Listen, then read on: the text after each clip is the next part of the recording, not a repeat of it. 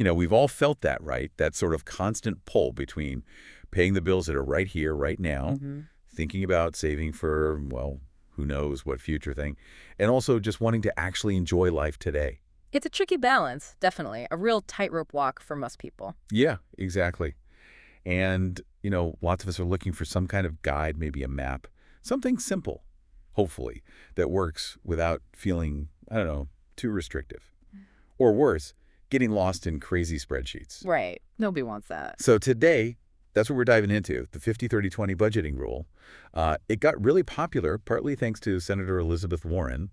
It's known for being, well, pretty straightforward, a really intuitive a way to think about your income, It kind of cuts through the noise, gives you a starting point. like finding a clear path, maybe, designed to bring some clarity, some control back to managing your money. Absolutely. And our mission today is really to unpack this rule properly. We want to break down the three main parts, see how flexible it actually is, and show how it can genuinely create a clear path towards, better financial health. Doesn't really matter what your income is. We've looked at some sources that offer really practical advice on making your money work for you. Instead of feeling like you're always working for it. Exactly. All right, so let's get into it. Let's see how this simple rule could actually become a powerful compass for your own finances. Okay, so taking control of money. This 50-30-20 rule. It sounds promising. Yeah. What's the basic idea? Like, how does it actually work? Well, at its core, it's actually surprisingly simple. It's a way to split up your after-tax income. Right, the money that actually hits your bank account. Precisely. You divide that into three big buckets. You've got 50% for your needs, 30% for your wants, and then, crucially, 20% for savings and other financial goals. 50-30-20. Okay. And what's really great about it is the immediate clarity. It's simple. It gives you this kind of foundational understanding without needing, complicated software or a finance background. Makes it feel accessible. Totally. You're not drowning in tiny details from the start. You're looking at the big picture right away. That simplicity really can be key, can it?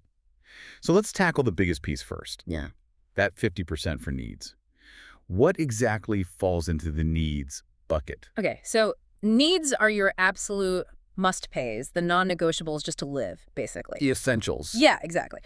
We're talking about housing, so rent or your mortgage payment. Utilities are in there, power, water, heat. Groceries, obviously, gotta eat. Right. Basic transportation costs, getting to work, essential trips, insurance, health, car, renters, whatever you need. And, this is important, the minimum payments on any loans you have. Minimums, okay. Not extra payments, just the minimum due. Correct. Just what you have to pay to stay current. Think of it like the cost of keeping the lights on and a roof over your head. Got it. So it's the absolute foundation. Meeting these needs first, that seems like the bedrock of any kind of financial stability. It absolutely is. But what if someone calculates this stuff and finds, wow, my needs are actually way over 50%? Well, that's actually one of the really powerful things about this rule. It acts like a quick diagnostic. Oh. If your essentials are eating up more than half your take-home pay, that's a big flashing sign. It tells you, okay, time to pause and take a serious look. Look at where the money's going within that 50%. Exactly. And see if there are ways to potentially trim those essential costs. Maybe it means looking for a cheaper place to live. Maybe it's cooking more meals at home instead of eating out or getting takeout. Which can add up fast. Oh, definitely. Or maybe it's looking into refinancing loans to get lower monthly payments. It forces you to confront that imbalance and figure out some proactive steps. It makes you ask, is my baseline sustainable, or do I need to make some adjustments? Okay, so once those non-negotiables are handled, let's talk about the fun part maybe, the part that adds the color to life, the 30% for wants. Yes, the wants. This is where, your choices really come into play. These are the non-essentials, discretionary spending, things that make life more enjoyable, and this is the key, you could technically live without them if you had to. Okay, so give us some examples. Sure. Dining out, going to the movies, concerts, that kind of entertainment, your hobbies, whatever they might be. Vacations, definitely a want. Maybe the latest gadget you've got your eye on. And all those subscriptions, streaming services, gym memberships, things like that. Right, the ones that can creep up on you. I think this category is where people might feel the budgeting pinch, but you're saying it's actually about permission to spend. Exactly. It reframes budgeting. It's not just about restriction. It's about intentionally allocating money for enjoyment. That mindset shift is huge. It makes sticking to the whole plan feel less like a chore. And more like a choice. Precisely. And the beauty is this 30% chunk gives you the most flexibility. It's your chance to really align spending with what you value. Do you love eating out? Or would you rather save that money for a big trip? Hmm. If things get tight financially, this wants category is usually the first place you look to cut back. But it's about making conscious decisions, not just slashing things randomly. You get to be like the curator of your own joy. I like that, curator of your joy, instead of just letting money slip away on things you don't even notice. Right, because it's so easy for wants to become habits you don't even think about. That daily coffee, those multiple streaming services. Oopsie. We all are, probably. But this 30% framework puts you back in charge. You decide what brings real value today. Okay, that makes a lot of sense. So, needs covered, wants allocated, that leads the final piece, the crucial 20% for savings and financial goals. This sounds like the future-proofing part. That's a great way to put it. This is absolutely where you pay yourself first. You're investing directly in your future self, your future security. So what specifically goes in this 20% bucket? Several key things. Building your emergency fund, that cushion for unexpected events. Experts usually say aim for, 3 to 6 months of living expenses? Yeah, that's the common advice. That goes here. Also, contributions to retirement accounts like a 401k or an IRA, putting money into other investment accounts if you have them. And here's a big one. Extra debt payments. So more than the minimums we talked about in needs. Exactly. Paying down high-interest debt like credit cards faster or making extra payments on student loans, that saves you a ton in interest over the long run. This category is really your engine for building wealth and security. And the recommendation is 20%. That sounds like a decent chunk. What if that feels impossible right now? That's a really common concern. Yeah. And while 20% is the general target experts suggest, the most important thing, honestly, is just to start. Start somewhere. Yes, even if it's just 5% or 1%. Start small, make it consistent, and then try to increase it gradually over time. Maybe every time you get a raise, bump it up 1%. The real goal is building that saving habit, making it automatic. That automatic habit. Yeah, that feels like the key. Getting it started is often the hardest part, right? But making that commitment, even if it's small, the long-term effect, the compounding, it's huge. It really is. Consistency is the quiet champion of saving. Those regular amounts, they really do add up significantly over time. It's about that commitment to future you. Okay, so we've broken down the 50, the 30, the 20. But you mentioned earlier, it's flexible. It's crucial to remember this is a guideline, right? Not some strict law you can't break. Absolutely vital. Think of it more like a starting point, a helpful framework, not rigid rules. Everyone's situation is unique. So how does that flexibility play out in the real world?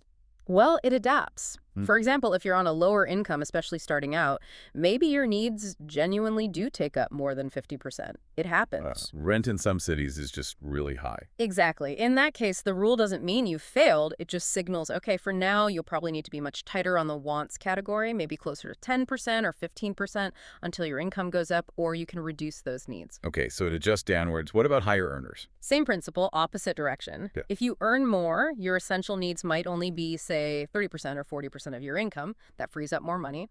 You then get to decide, do you boost your wants or do you accelerate your savings and goals? More choice, basically. More choice. Let's use those examples. Someone earning $3,000 a month after tax. The 50-30-20 split means $1,500 for needs, $900 for wants, $600 for savings goals. Okay. Now, someone earning double that, $6,000 after tax. Same percentages. $3,000 needs, $1,800 wants, $1,200 savings goals. The framework stays the same, but obviously the dollar amounts change what's possible within each category. That really illustrates how it scales. The percentages provide the structure regardless of the actual number. Precisely. It's about the allocation, not judging the income itself. And you mentioned you can even adjust the percentages themselves. Yes, intentionally. You might decide, okay, I live in a super high cost of living area. My needs are just realistically higher. So maybe you consciously aim for a 60-20-20 split for a while. 60% needs, 20% wants, 20% savings. Okay. Or maybe you're laser focused on saving for a house down payment. You might decide to flip the wants and savings, aiming for 50-20-30, squeezing the wants to pump up savings. So you're actively choosing to prioritize differently based on your goals or circumstances. That's the key word, intentional. You're taking control and deciding where your money goes, not just letting it happen. It's an active process. Making every dollar have a job you assigned it. I like that. Yeah. And the real power here is it pushes you to take actionable steps. You look at your spending. Am I actually spending way more on wants than I thought? Am I saving less than I should be? holding up a mirror to your habits. Kind of, yeah. And once you see it clearly, you can act. Trim some non-essentials. Set up automatic transfers to savings so that 20% happens before you can spend it. It just clears away the fog. Which brings up another point. This isn't something you set up once and forget about, is it? Oh, definitely not. Budgeting is dynamic because life is dynamic. Right. Things change. Exactly. Yeah. You get a raise, hopefully, Right. or maybe you have a new expense like childcare. Maybe you move. All these things shift your financial picture. So the sources really emphasize you need to revisit your budget periodically, maybe quarterly, maybe yearly. See if the percentages still make sense for your current reality. Keep it aligned with your life. Exactly. Think of the 50-30-20 rule as that financial compass again. It helps you stay generally on track. It's about maintaining that healthy balance over time. Cover your needs, enjoy some life now, but always make sure you're putting something away for the future. It's a tool that should evolve with you. An adaptable tool for the journey, not a rigid map for a fixed destination. Mm. That makes sense. So, wrapping things up here, we've taken a deep dive into this 50-30-20 budgeting rule.